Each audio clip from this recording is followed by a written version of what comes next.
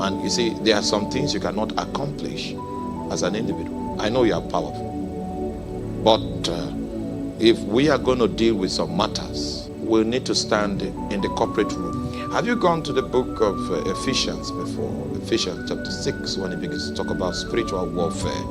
You will notice what he says. He says, we wrestle not against flesh and blood. The first thing I need to draw your attention to is we. Now, many of us do not know that in a coven, for instance, a coven is a court. That's what it is. It's a courtroom that is managed by witches. That courtroom subscribes to a certain kind of righteousness. Are you there? So it's a community, and the judgments and verdicts that issue from that courtroom are issued from a community. You as an individual cannot stand the activities, the judgments of that courtroom. It is not as an individual that you can combat that courtroom. It is in a corporate setting, and that's why he says we wrestle.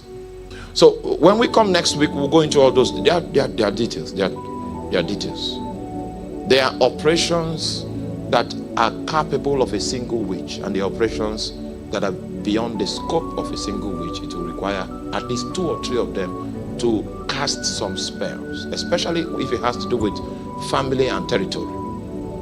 Part of the idea of you marrying your wife is to have a quorum, a sufficient quorum that qualifies you for engagement at certain levels, according to the principle of witness. Because it's 2 or 3 that needs to agree. So 2. So you and your husband, you form the basic unit of quorum so that you can engage. You can bring in a civilization that is different from the controlling powers.